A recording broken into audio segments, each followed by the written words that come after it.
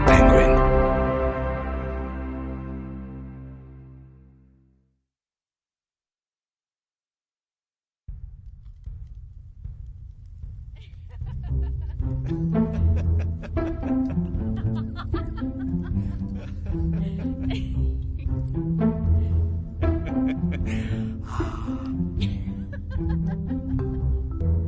The Little Book of Hygge. The Danish Way to Live Well. Written and read by Meik Wiking. Introduction. Hygge? Hitch? Hygge?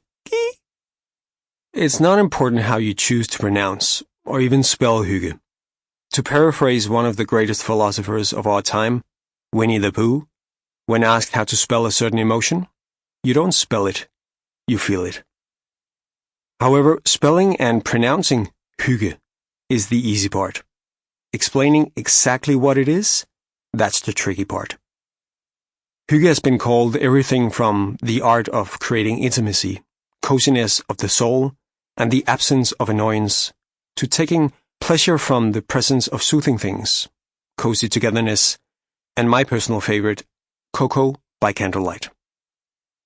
Hygge is about an atmosphere and an experience, rather than about things. It is about being with the people we love, a feeling of home, a feeling that we are safe, that we are shielded from the world and allow ourselves to let our guard down. You may be having an endless conversation about the small or big things in life, or just be comfortable in each other's silent company, or simply just be by yourself, enjoying a cup of tea. One December, just before Christmas, I was spending the weekend with some friends at an old cabin. The shortest day of the year was brightened by the blanket of snow covering the surrounding landscape. When the sun set around 4 in the afternoon, we would not see it again for 17 hours, and we headed inside to get the fire going. We were all tired after hiking and were half asleep, sitting in a semicircle around the fireplace in the cabin, wearing big jumpers and woolen socks. The only sounds you could hear were the stew boiling, the sparks from the fireplace, and someone having a sip of their mulled wine. Then one of my friends broke the silence. "Could this be any more Hygge?" he asked rhetorically. "Yes," one of the girls said after a moment, "if there was a storm raging outside." We all nodded. The key to happiness. I have the best job in the world. I study what makes people happy. At the Happiness Research Institute, which is an independent think tank focusing on well-being, happiness, and quality of life, we explore the causes and effects of human happiness and work towards improving the quality of life of citizens across the world. We're based in Denmark, and yes, we do have lit candles at the office Monday to Friday, and yes, our office was partly chosen because of the Hygge factor. No fireplace though, yet.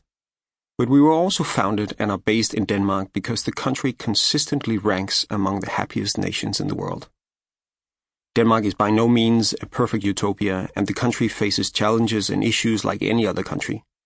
But I do believe Denmark can be a source of inspiration for how countries can increase the quality of life of their citizens. Denmark's position as one of the happiest countries in the world has created a lot of media interest. On a weekly basis, I'm asked questions like, why are the Danes so happy? And what can we learn from the Danes when it comes to happiness? From journalists from the New York Times, the BBC, the Guardian, the China Daily, and the Washington Post, among others. In addition, delegations of mayors, researchers, and policymakers from all corners of the earth frequently visit the Happiness Research Institute in pursuit of, happiness, or at least in pursuit of the reasons for the high levels of happiness, well-being, and quality of life people enjoy in Denmark.